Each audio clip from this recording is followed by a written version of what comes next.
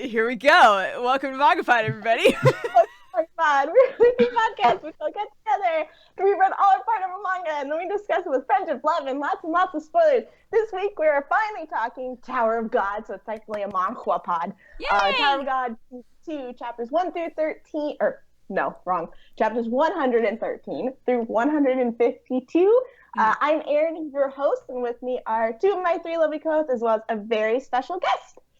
Go around and introduce yourselves, please. Hi, guys. I'm Dodger, and I'm running this today, and it's going so smoothly that it's hard to describe it.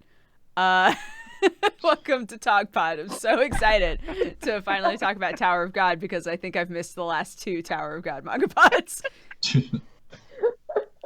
Hey. What's up, everybody? My name is Lou, and I'm from WTFAnime, and I'm doing MangaPod on a literal toaster. Like that's the peak of technology. That's the direction that we're heading in right now. This is basically just a toaster that I'm working with right now. So I like it. Happy to be here. Hi, I'm Joe from WTFAnime. It's a podcast where every week I talk to my best friend about anime, but he doesn't watch anime, so we have a weird dynamic where I think I know things, and I'm very bad at describing them. That actually sounds fascinating. I know. That sounds really interesting. Hey, buddy, I'm going to describe to you an anime, and it's not going to sound weird at all, I swear, somehow. Joe, would you like to elaborate on some of the stuff that you've seen or you've shown Travis on WTFAnime? Oh, sure. What's like the greatest hits? Oh, here's a great one for people who don't know what anime is. I made him watch 4 episodes of JoJo's Bizarre Adventure. So yeah. That was good. We've also watched Madoka Magica, and tomorrow, if you're wondering what Lou thinks of the first episode of Psycho Pass, maybe check out our iTunes tomorrow, because we recorded with Lou, and it was very fun, and we didn't talk about wrestling like a lot. I don't trust you. Ever.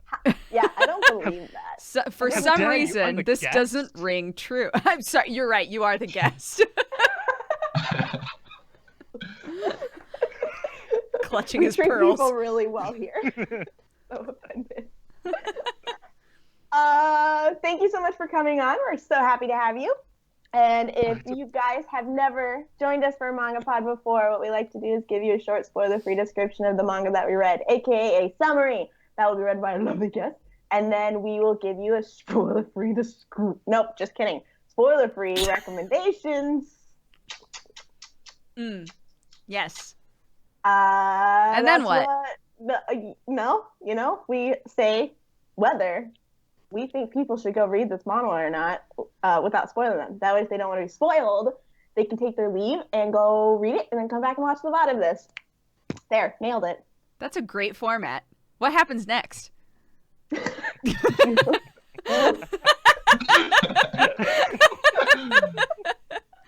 Fine. You know what? After that, we will get into spoiler everything. Gosh dang it, you threw me off. Mess up. Sorry. Oh, that's great. I thought maybe I would help. You're so precious. I thought maybe you would help, but it didn't. No, all of you. Spoiler-free description. Let's just do that, and then we'll piece it on as we go. Yeah. Joe, go for it. Go, Joe. Cool. Here's my great reading voice. 25th Bam is a young man who has never experienced society and the presence of others, except Rachel, the only girl he ever cared for and about. He desired nothing more than to continue living with her. However, when Rachel wants to reach the top of the tower, she embarks on her journey, with Bam desperately following in her tracks. It made it sound like such a love story. It really did. Very romantic. No spoilers, but yeah. So much love in this, and this is a great description of all of the parts we read. Yeah. Definitely. I agree. So. This is a good time to shout out to chat that please don't spoil anything whatsoever about any Tower of God anything until we get to spoiler section, and then once we get to spoiler section, please don't talk about anything past season 2, chapter 152. We call people who spoil things rotten bacon butts, and you don't want to be one because that sounds nasty. And please don't post any fake spoilers because our mods and us may not know whether they're true or not. So please just don't do it. And we really appreciate you guys. You guys are awesome. You know it. Just do it. You guys are already doing it. Shut it down. They're already talking about shit that happens. Shut it down. Stop. All right, spoiler-free recommendations. I can go first. Yeah. All right, no, go ahead. Who wants to go? No, Erin, go first. I was just offering if no one else. Lou, you go. All right, we have read hundreds of chapters of this manga, so yeah, it's pretty good. I love Tower of God. Go read Tower of God. It's a good time. Everything about Tower of God is amazing. The art, the story, the characters. It is absurd in the best possible way, and I love everything about it. And I want to read more of it. So yeah, go read Tower of God. A+. Love it. I agree. It's just such a thrilling read every single time, and you get you kind of forget about how awesome it is to be reading it when you're not reading it, and then you go back and you're like, oh hell yeah, this is the feeling I get when I read Tower of God. And it's just so fascinating, the story that's getting built up in the world and how it's being expanded, and watching the characters, and you're getting a new character to love with every section. And so I highly recommend it, especially if you like really well done world building and character driven stories. And it's so pretty. The art is just pretty, and it just keeps getting better. So I recommend it. I think especially if you haven't read a manhwa before, this is one that I think you should definitely check out. And you can read it for free on Webtoons. And it's also legal. It's also legal on there, which is nice. Yeah, I love Tower of God. I think that it's great. I think for a lot of people when they first start reading Tower of God, they think that it's going to be really simplistic and the art is kind of amateurish. And so you're like, I don't know how this is going to go. But then it just keeps spiraling and keeps spiraling and keeps spiraling. And you're like, so much is happening. But yeah, the characters are great. I think the story is fantastic. The art still gets a little jank sometimes, but I'm willing to forgive it because there are a lot of action-packed moments that are done so well where I'm like, that looks really cool. So yeah, I love reading it. I think that it's great. Well, heck, what can I say now? I think the best thing about Tower of God from a recommendation point of view is just how easy it is to read and how immersive it is. You forget that you've already flicked through, let's say, 20 chapters before you realize that you shouldn't be doing that much. God, page turner is a thing that gets thrown around, and with this not actually being on a page, it doesn't work quite as well. But yeah, Tower of God is very good. Awesome. Yeah, so those are our spoiler-free recommendations. I would say take your leave and then come back and we'll still be talking before you're done. But there's a lot you'd have to read. So you got to go read and then come back and watch all of our previous manga pods on it. Or you can just come back and watch this one. Before you get into spoiler section, like I said, we want to tell anybody who does not want to be spoiled, now is the time to take your leave.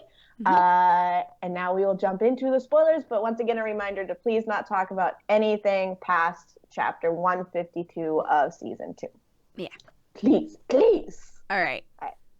5, 4, 3, 2, 1. The tower is God. Tower is God. Tower is God. Train is God. The train is God. Rack I is guess God. in this one, it technically the train is God. Oh, Rack. I love him. I was so happy when he finally showed up again. I was like, yes, Rack, I missed you. And I love how he didn't do anything. Look, He doesn't have to do he anything. inspired He just has to people exist. He's a in good his boy. chibi form. I love during the little football match thing, that he's a goalie or whatever the match is, rugby. He's a goalie and he literally does nothing. Except just be very mad Just that be very this angry, is but what he's best. doing. Still, yes, he is best boy, always and forever best boy. Sweet. So we usually like to talk about this section characters, plot characters, whatever. We got a heck of a lot of new characters here. That is something that's so hard, that is really hard about not reading all of Tower of God in one go, is that remembering where each character introed and how they're connected, and then how they're like back into the connection. I also, since I reread all of season 2, I can't remember where our reading for today started at all. We started right when they did announce, like, they went to go to the train. Like when Boro showed up, like that's like the beginning. The silver-haired dude that joined Bond's team on the train. I'll just look it up. Like, remember when they went on less important trains to head to the hidden floor? Or no, it was before they got. No, it's not the hidden floor. It's really concerning me that I don't have any idea what you're talking about right now. Oh no! Look, they're just on a regular ass train, and yes, this guy has been on Hell Train before. Yeah. We talked about it. Your students. Is any of this helping? You saw the Oh no! Did you see the Idol girl? No, I might have read completely different shit from you guys. That really bums me out. I won't have any idea what's going on in this MangaPod. I think that because I read it on Webtoons, and so I just followed the chapters on Webtoons. But I think I needed to follow like by seasons instead, and it wasn't split up that way.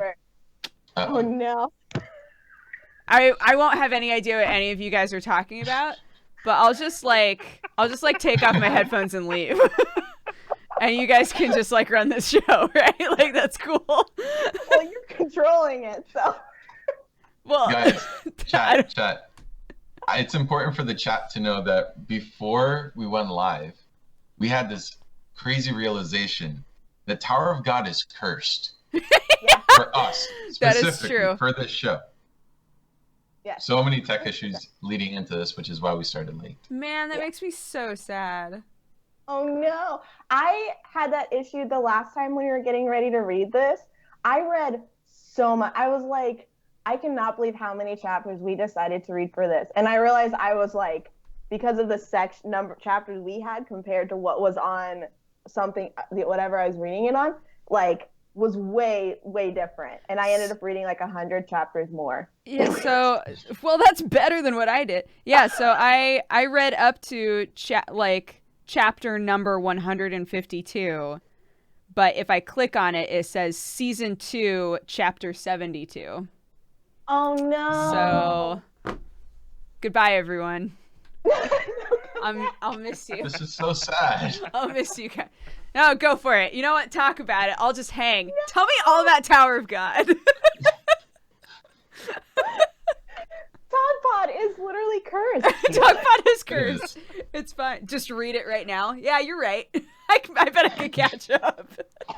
I'm glad the blame is on Tower of God, not me. No, don't worry. It's the tower. It's the fucking tower. I'm trying to climb it emotionally. This is your test. I feel like there was a time where wasn't there something where I didn't read? It was something I didn't read like half the chapters. Vagabond or something like that. I think you've only ever missed like maybe 5 chapters or something. I don't think that you've ever missed a lot. I'm saying it happens. I have multiple times either missed like 10 plus chapters or read like 20 plus chapters more than I was supposed to. I've done that too many times.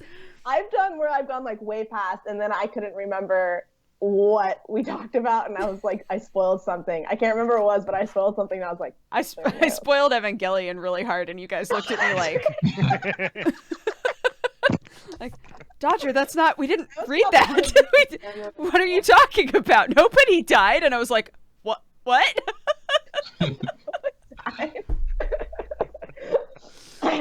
Anyway, I'm so sorry to derail. Go for it. Talk about Tog. All right, so there's a lot of characters that come in. But yeah, that's what I was thinking. There's just like, I mean, Dodger, you can relate to this, like even what you read. Like there's always a huge section of characters at each new, not even each season, but the start of each section, like each arc. Absolutely. It always, you can kind of, after reading this much, you can see the author's beats and like how he tells a story, and there's a very specific rhythm, and he has a very specific outline for it. And so he tends to always start with a new character's point of view and a huge chunk of new characters. And then the next one is like a new chunk of new characters. And then they come in and you have to remember who they all connected to. And so even having read this section numerous times, there's a lot of me being like, I love this character, but I can't remember how they associate and where they came from. But I do know that I love them. See, like my experience. I don't remember where what his whole story is for sure, but I know that I love him. That's all. I don't think I need more than that. My experience with the characters is like all the characters have value. That's something that Slave in Utero is really good at establishing, is that all the characters have some sort of meaning. They're not just there for the sake of being there, but that value depreciates over time because there are some characters that just have to be more important than others for the story to progress. Mm-hmm. The thing is finding out who those important characters are and who is going to matter in the long term. So I feel like that's what makes the beginning of any section or any arc of Tower of God difficult to get through, is because you have to kind of figure out who are the people that you have to get invested in versus who are the characters that after 10 or 15 chapters aren't going to matter anymore. Yeah. And the thing is, those characters that may not matter after 10 or 15 chapters may end up coming back, so you can't completely write them off either. Yeah, it's true. And there's times where like this section that we were reading, it was because it was a tournament. And I think this happened with what was the previous tournament that happened? The workshop battle? The workshop battle. Like it happened with that, where there's so many characters introduced that usually when this happens, you're like, all right. Hey, the workshop battle's where I'm at right now. The workshop battle is so good though. I love the workshop battle. It was kind of like, it's just like there's so many characters coming in and you're like, someone's got to die. Like I just think we're so I'm like, who's it gonna be? When there's this many people, somebody's got to die. But like nobody, like people don't die. Like it's always like these off characters that die, and I'm like, what? You have so many so many. And as somebody who's attempting to write a story that has like a handful, like numerous characters, I'm like, how do you write 100 characters and 250, 300 chapters and have most of them be distinct in their own person and important and have like their like keeping track of where they all are at all times? It's insane. Like I just picture the Manwaka. Mahanwagaka. Just that picture of Charlie from It's Always Sunny with like the background, just the line of him just frantic, like that has got to be the Manwagaka for this. It's just crazy, and so it's so impressive. Like I think I've said that in every MangaPod that I'm always so impressed and awed by the fact that they can do something like that. Yeah, and I think what's even more impressive is even like just having characters with very distinct designs. Each character somehow has like a very different voice to them, and that goes a long way of like, there are so many characters, I'm sure you could cut some of them out for like importance of the story, but why would you want to? Everyone is precious except for a lot of people, and they're the villains, so... Yeah, like Rachel. Fuck Rachel. Yeah, she's a piece of shit. I can hop in on that conversation. Fuck Rachel. She sucks. Rachel.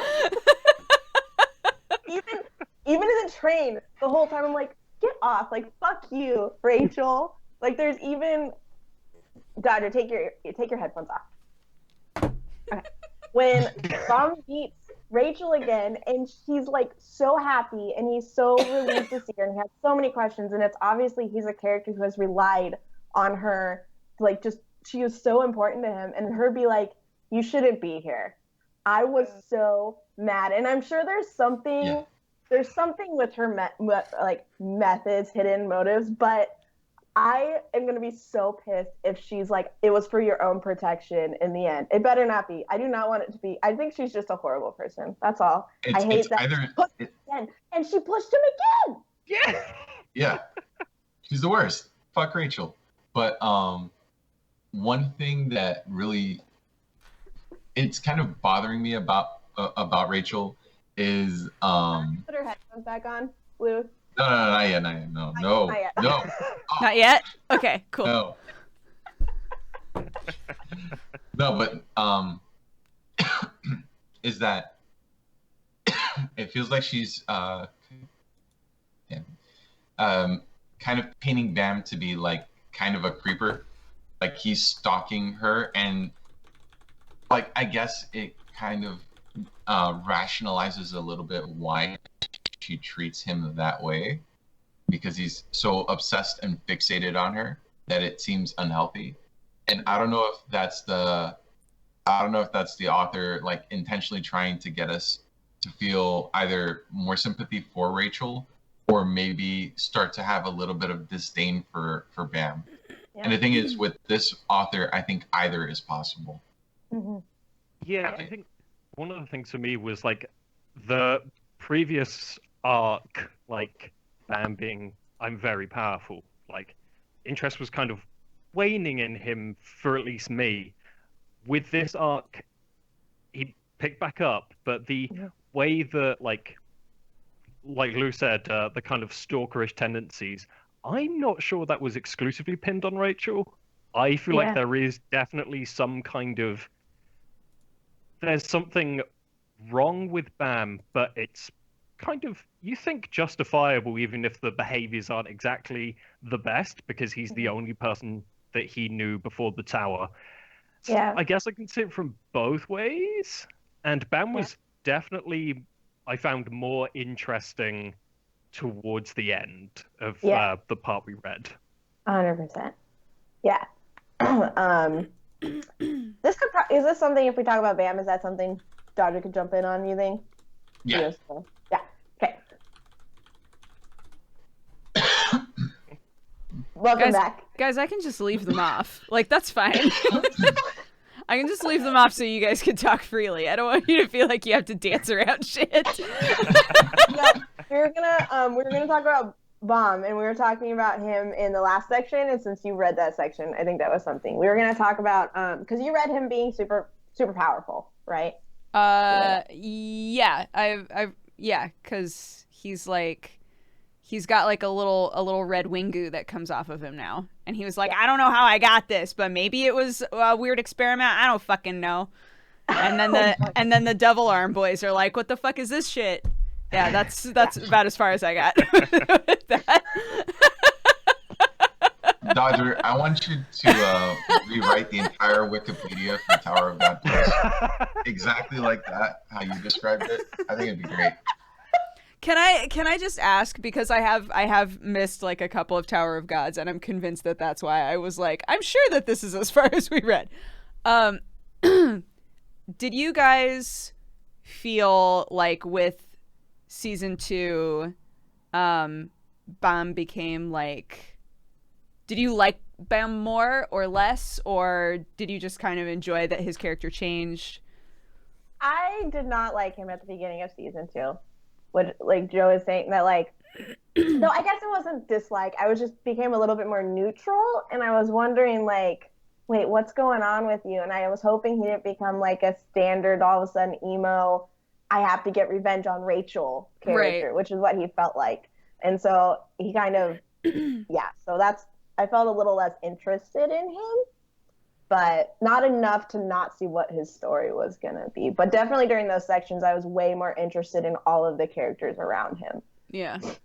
I would say that at the beginning of season 2, like because of the structure of the tower and them trying to go upward and who he was as a character, at the beginning of season 2, it reminded me a lot of SAO, and that's not a compliment. I did not like Bam Oh, yeah. at the beginning Yeah, of season 2. it made me think about it reminded me of Tokyo Ghoul in a bad way. Where I was like, how come suddenly you're an edgelord? Like, what happened here? But it didn't take very long for me to be like, oh, Bam. It didn't take long for me to stop feeling that way. But yeah, at first I was going, what happened? What happened to you? I think that was just a necessary part of his character arc to get across him powering up as much as he did. Yeah, Bam will always be precious and 100% sympathetic, but I'm not a great fan of giving, like, your main character massive power that means a lot of challenges aren't really challenges. Like, he fights people and is just like, oh, I have this super great power. But what always kept it interesting were, like, relationships with the characters around him. And that's still true for, like, what we read, and there's a very cool bit that I really like, but I'm sorry, Dodger.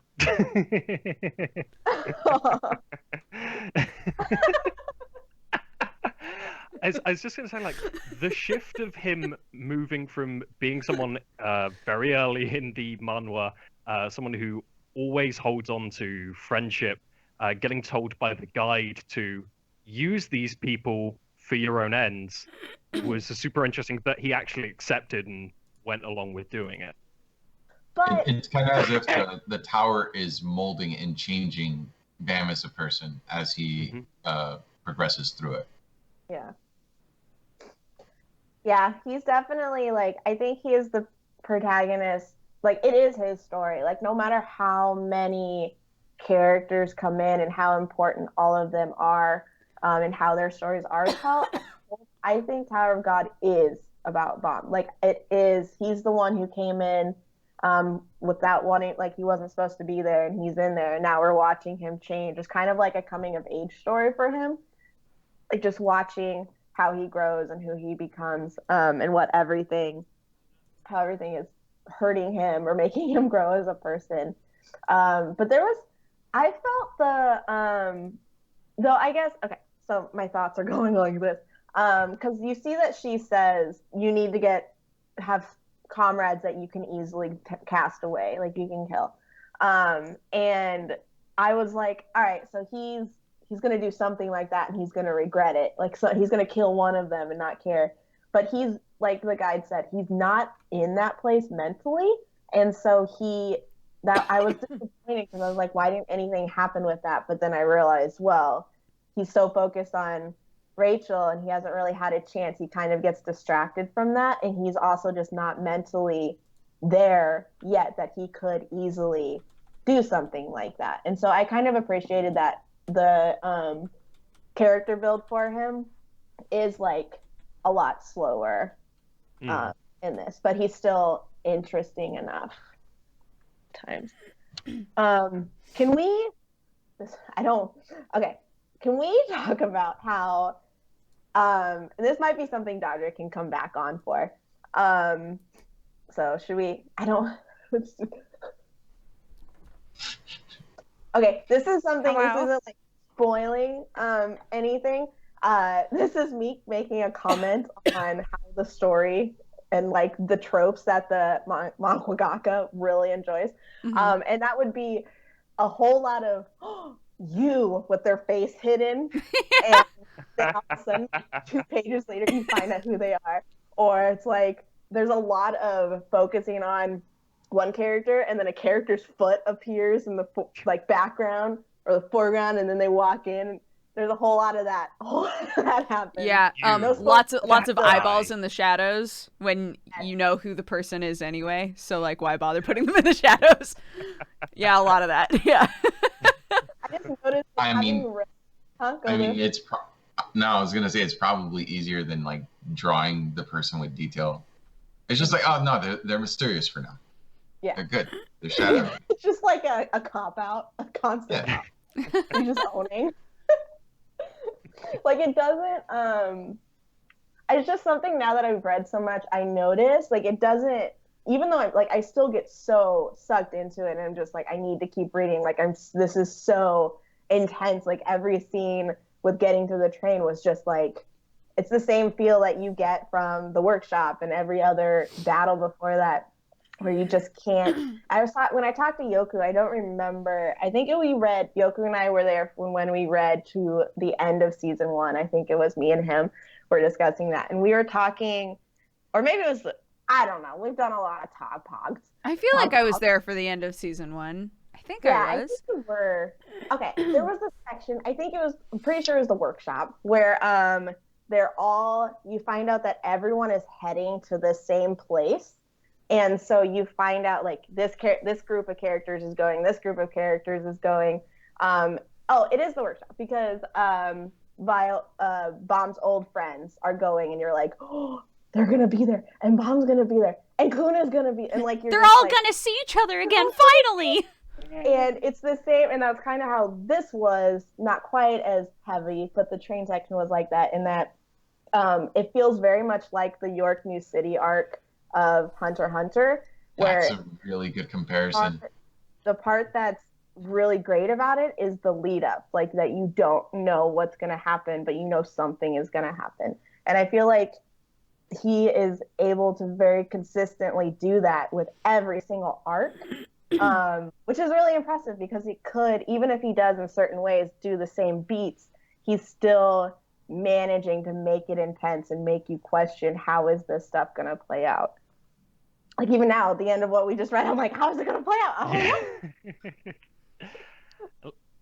I think some of that is to do with how well he, like, thematically transitions through, like, the different perspectives and the different battles of, like, I mean, in this part, like, there were quite a few fights going on, and a lot of times, like, jumping around just to be like, pretty soon we're all going to be at the train. Yeah. That's crazy.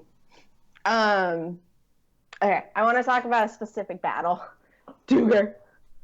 I don't want to get spoiled. Bye. What did you guys think about the idol? About her?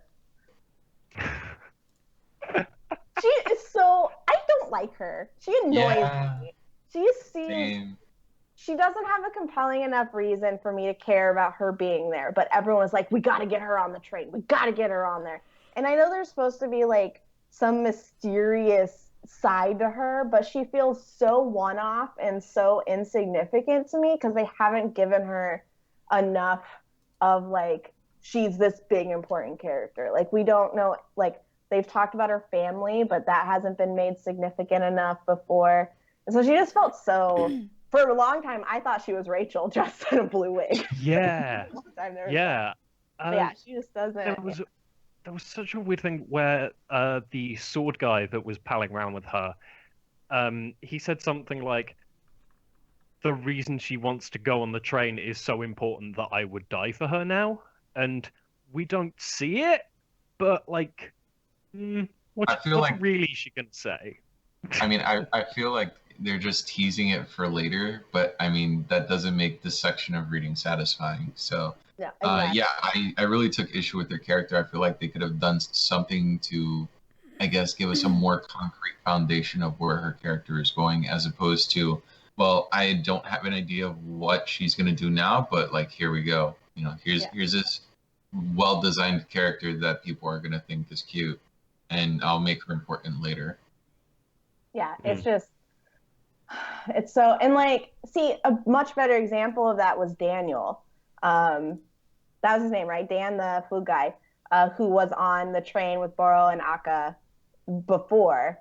Like, he is so much more compelling. Like, even though what was interesting about him was he was presented as this, like, really, like, powerful character. And at the end of what we read, he's so desperate because he sees his goal, like, slipping away. He's so desperate to get up there, so he doesn't look nearly as strong. So he was so much more compelling as a character. I was like, you need to get on that train. Like, I want to see you on that train.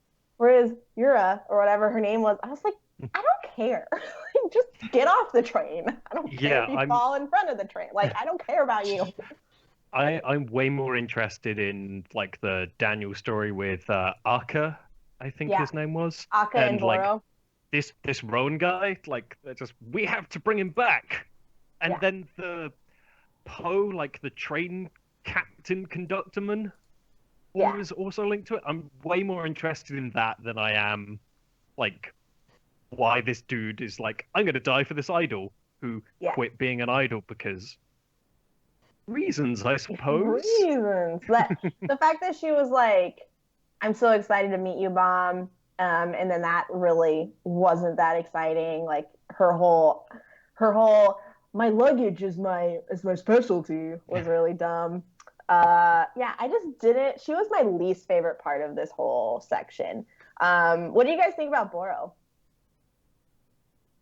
Mr. Boro, the gray-haired ticket senpai. For me, he falls into that whole thing of like I'm super interested in that dynamic. Boro was cool. We got a bunch of stuff of like martial arts is dope, and I'm very good at it, so everyone follows me, and like he has students. Like, I just want to keep picking up more interesting things and going. Like the idol was the worst, but yeah, like I think Boro's super cool. I'm glad that Bam decided to make another team. What is this, like his It's fifth or like sixth? his fifth. I don't know. That included him. I think this that Boro is an interesting character, more so because he knows a lot more than the other characters, and I feel that he has an important role in that he fills in a lot of the gaps of knowledge the um, that the characters that haven't been on the train before that they don't have. And I feel like it's a pretty seamless way of giving us some exposition and context for what is supposed to be happening and who is everyone that's involved. But that aside, I feel like he's just a fun character to read. Yeah. He has a much more distinct voice than the idol girl, I Yes. thought. And even like in Akka, I'm very interested to see him and what his team is. And Ron, like even Ran or whatever his name is, like he's one of those characters you're like, I just love you, but you just do the same thing over and over and over again. You have silver hair and do lightning powers. I'm in love with you, Yeah. but He's Killua. yeah. Well, He is Killua. The whole Coon family, I just love them all because they have silver hair, white hair, blue hair. I don't know. It's hair. I like hair. It's good. I mean, hair's okay to have. Well, what did you think about Coon and the yellow-haired kid? I can't remember his name, but them going after Castro with his like Pokeballs, Pokeball bombs. Yeah, like those. I spent a lot of the kind of first few chapters being like, when's my boy Coon gonna show up? And like I forgot about it, and I forgot that he wasn't in the story until he showed up, and very hyped at that point. Yeah. I love the way that they're kind of introducing the stuff from the workshop art, like the items and stuff, even if it was basically Pokeballs that like I loved it. antimatter bombs that the dude could control. Like that's a really cool weapon, but like, wow, the perfect devil is just a super legendary Pokemon. Yeah. I mean, I like the weapons. Like I don't mind that. Like I don't mind the Pokeballness of the weaponry. Like I think that they contributed a lot of interesting bits to the fight scenes because I guess the discrete ways in which they can be used are the different ways, and the variety of uses for the explosives. So yeah, I like them. I feel like it really sets them apart from the other characters, in that they don't have that style of weaponry. So yeah, I'm okay with it. Okay, Cool. I have one more thing I want to bring up before, and then if you guys have anything else, what did you think about the two people they decided to send into the train? First of all, that was a really cool, like the knife that he threw. That was a super cool way of doing it. Yeah. And what was it? Beta and Yellow hair Jude. Yeah. Right? Yeah. Yeah. Yeah. Pokeball dude. I think it's interesting because they already said in that fight that I'm going to call him trainer. That like he'd spend up a lot of energy in that fight controlling. So I'm curious to see where that goes. And then like Beta's just dope. Yeah. Yeah. I like that there are characters that we haven't that they haven't really been the focus in at least in that section of reading that we did. So yeah, I totally am on board with it to see them get a little bit more time. Sorry, I just liked your That was no, totally unintended, obviously. Obviously. No, It's not like I've been sitting on that one a whole Tog pot. Do you guys have anything else you want to bring up? No. Should we talk? We can bring Tiger back so we can talk about art and the rest of a James Bond train fight, but with magic and swords. yes. Someone's gonna get kicked out of it. Well, that's something is like because there's other entrances, so people will be able to get on at other entrances, right? Yeah. Mhm. So it wasn't just this one. Okay. So I'm very interested to see who else makes it onto the train in future chapters. That makes me excited for about future stuff. Yeah. Tower of God. Gotta be excited for future stuff because it's more Tower of God. Exactly. Until there isn't, and then that's weekly depression.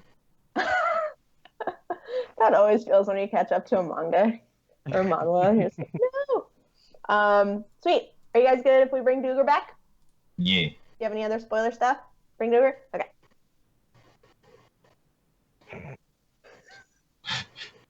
Just gotta like Jedi mind Very tricker. intensive reading. I was trying to send my feelers to you. Hello. Hello. We were just going to talk about art and final thoughts and ratings, and so I figured you could be included in this. Sure. Cool. So, we brought you back. Hello. Hello. Who would like to talk about art first? Anybody have any thoughts about it?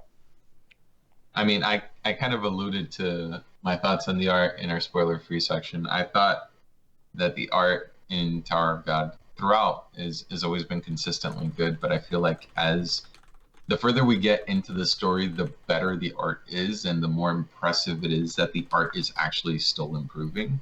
Mm-hmm. Specifically in how the fights are choreographed and the way he's that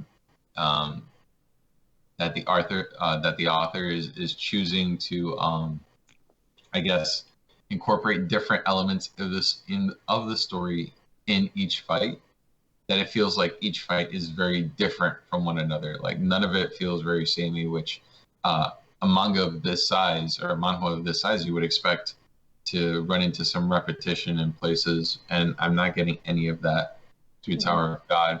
I love all the character designs, like the environment. Everything about it is just extremely well done. And it's probably one of my favorite reasons to read it, is specifically to like soak in the quality of the art. So I really enjoy how it looks.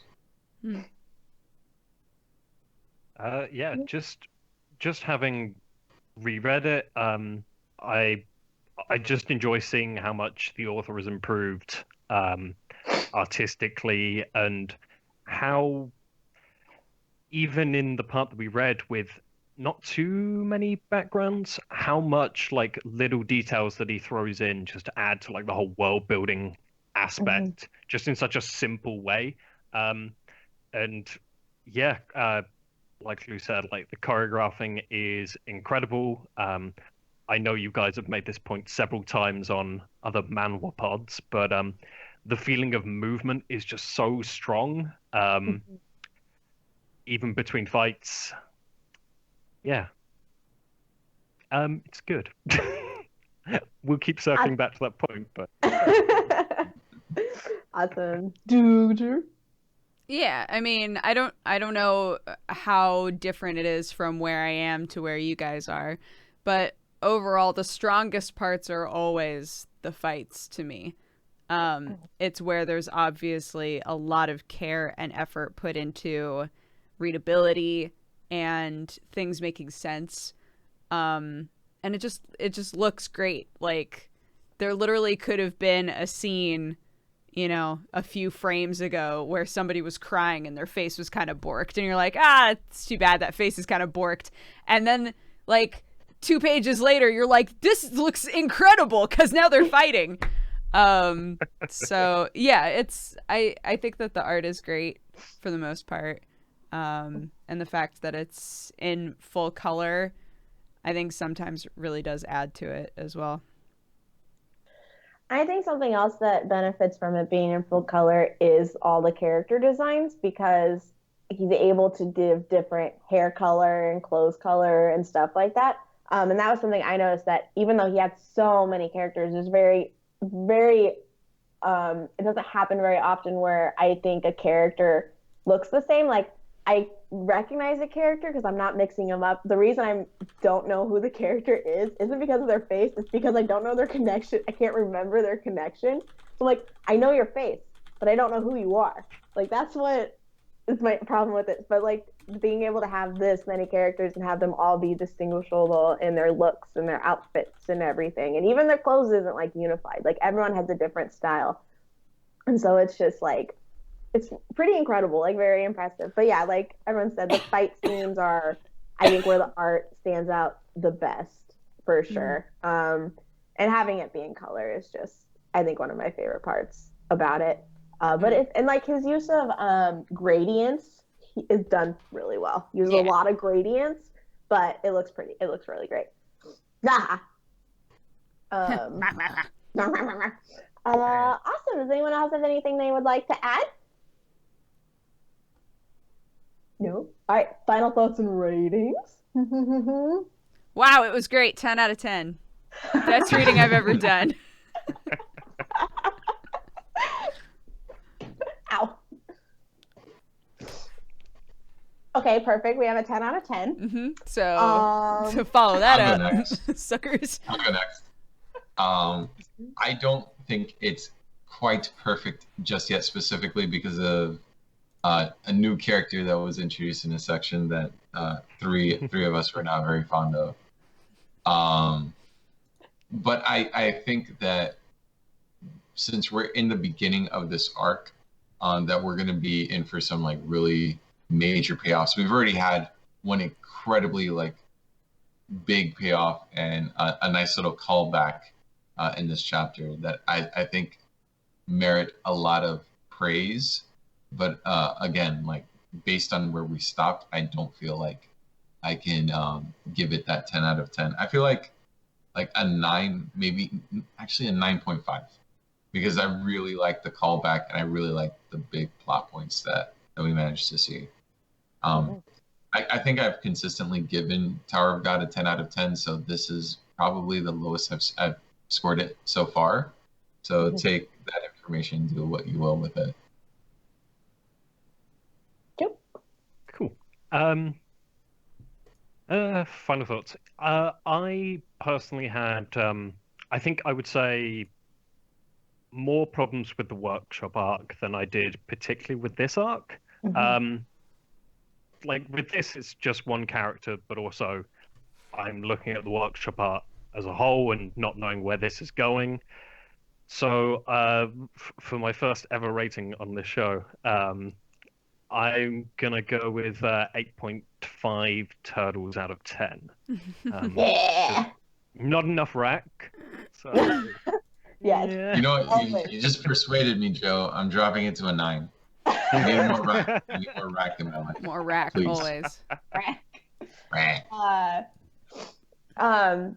Did you have anything else to add? I didn't want to interrupt you.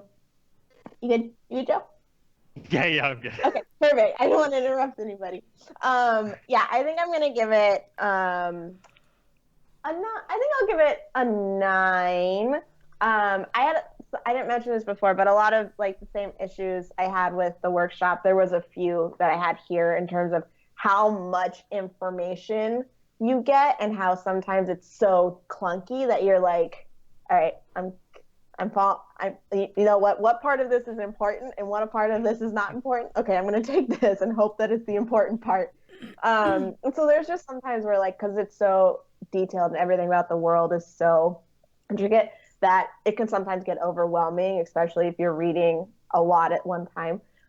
So that's something that a little bit like hinders me. But the storytelling, the world building, the way that mangaka is able to have tension in every arc is just incredible without it getting boring. It's just insane. Having huge cast of characters that always, like, when they're there, feel really important. And so it's just fascinating to be able to tell a story of this magnitude and have it still be as good as it is, with great fights, great character building, all of that stuff. So I think every time I've rated this, it's been at least an 8 or above, and I think it's still a 9 out of 10. Like, it hasn't stopped. Like, it hasn't dropped in quality. Like, even if there's one that's not nearly as good as the next arc, it's still not bad. So it's really good. It's a really good comic, you guys. Sweet. Everybody good? Mm-hmm. Go read Tower of God. Guys. Do it. Oh, guys. Do it.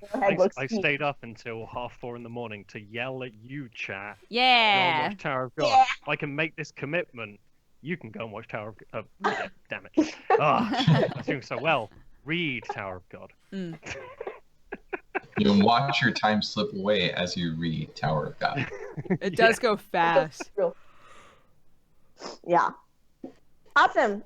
I'm going to read the description for the manga that we're reading next week. And because there was one point where we were supposed to read this and then the podcast got canceled, I read this recently. And so there was a lot of bloops, and I've got to remember what my bloops were. But I think I got it. You know what? Right, it's fine if there are new bloops, I think. That's true. I can just add new bloops. I also approve of new bloops. Thank you guys for supporting me. Always. In my bloops. Forever. I encourage bloop. Thank you, guys. All right. It is a divine ritual, a blank. Oh, I'm going to say bloop this time. Hold on. It is a divine ritual, a bloop, a combat sport. It's bloop. A small new student, bloop, appears before the weak little bloop of Odachi High School. The words big and heavy are the rules to this sport, which does not fit this newbie by any inch. But this guy goes and does, what? Blank, and the small blank climbs way to the top. The goal is blank, a fired up high school blank tale. No retakes allowed. I realize I switched back into blank, but it's just natural. That's okay. We're really keeping everybody on their toes. Bloop. Bloop. What is it? What's it called? What's the mango? Here's a hint, chat. This is getting an anime adaptation. Yeah. I'm so excited. Yeah. Oh man, 2018 year of the bloop? Yes. Yeah. I will change it to bloop Definitely. for the new year. Welcome to Bloop the Pod. Come on, guys. They bloop each other. No, but it's not Haikyuu. No. No, it is not Kuroko no Basket. Every manga is that. Think about a sport with A like sport where you need to be big big and dudes. heavy, guys. A you sport where you touch need to be each other big chest and to heavy. You guys are watching a I keep saying watching. I do anime reviews. Like this is how. But I didn't realize there was like a wrestling manga that I needed to read. It's a specific type of wrestling. Yeah. It's sumo. You guys have got it. Yes. Yeah, you got the sumo. I think that's close enough. Yeah. Hinomaru Zumo. Sumo. Because I also just call it sumo. I'm so The sumo. fucking excited to read more of this manga. Shit's so good. Well, It's this so manga- good. God, remember how shocked we all were last time when we read it, being like, this was actually fucking amazing? Like, I can't wait to read more of this. I'm so stoked. It's just so. God. It reminds me a lot of like Hajime no Ippo. Yeah. And like I don't know. For me that's high praise. Anything that's even remotely like Ippo is already amazing. Agree. Mm. Yeah, so that's what we're reading next week. Volumes 5 through 8, chapters 35 through 72.5. So it should be real good. We all love that. So I can't speak for Joe, but I'm going to speak for Joe. He loves it. We all love it. Oh, it's my favorite. Absolute favorite. Yep, it's great. Perfect. Well, let's go around and wrap out our stuff really quick. I'm not going to rap, but you all can rap. My name is Erin, Happily Erin. I have a YouTube channel, youtube.com/happilyerin. Previous MangaPods are hosted there. It's kind of become the MangaPod channel. I haven't made really any new content other than MangaPod, but all my previous anime reviews, first impressions, and my mental health awareness stuff is all there. I'm currently much more active on my Twitter, so if you want to come follow me on there, Happily Erin, all across the everything. So yeah, come talk to me about Voltron and read about my toddler giving me shit all the time. She's also working on her novel, which is going to be amazing. So I am. Aww. I'm looking forward to reading that. yeah, me too. Aw, you guys, you're the best. Hi guys, I'm Dodger. You can find me at DexBonus on pretty much everything. And on my YouTube channel, press heart to continue. I did Vlogmas in December. If you would like to watch that, that was pretty fun. In terms of like what's coming up for me, I'm not entirely sure. So hey, Winku. But I would love it if you would check out my coffee company. You can find it at dodgercoffeeco.com. And take care of yourselves. Be excellent to each other and party on, dude. Yeah, that. Yeah. My name is Lou, and I'm from a YouTube channel, Lou Talks Anime, where I occasionally post anime-related content, or I do meta community stuff. I don't know what the hell I'm doing with my channel, honestly, like 99% of the time. But I have a bunch of scripts that once I get my desktop in my room working, which I'm not using that one right now. I told you guys at the beginning of the show that I'm on a toaster right now. But once I get my actual desktop working, I have videos that I want to make. I'm very excited to work on them. So those will be coming out soon, I hope. But that aside, I'm way more active on Twitter. So you can just chat with me and bullshit about anime at Lou Talks Anime. So let's have conversations and shit posts together. It'll be wonderful. Joe, who are you? Hi, I am Joe. I am one of the co-hosts of WTFAnime, a show where me and my best friend Travis review episodes of anime, and I watch a lot of anime, and he does not, and he hates magical girls. So if that sounds like any fun to you, you can look at WTFAnime on iTunes, or Podbean is podbean.com.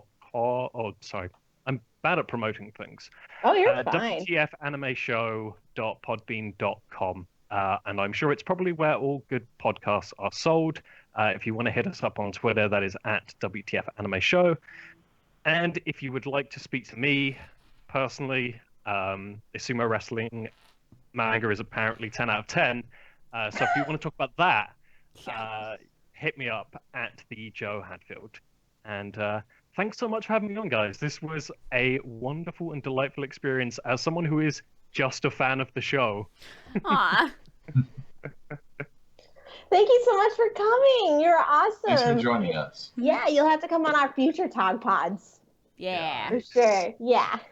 Thank you. And thank everybody in chat for joining us. We really appreciate it. If you would like more MangaPod, we have a subreddit, reddit.com/r/MangaPod. Lou just posted the schedule for January through July. Yeah. July. Through July 3rd. Lou's a boss and cracked that out. So we're really excited for a lot of the stuff that we're going to be reading. It's going to be awesome. So if you want to go check that out so that you see what we're reading, we also have a new recommendation thread on there. So go ahead and post titles that you might want us to read if we haven't checked them out or stuff like that. So thank you all so much for watching. We will see you next week. Same same time, same place, reading the Sumo manga, Yeah. volumes 5 through 8. Thank you guys. Bye. Bye-bye. Bye. Bye.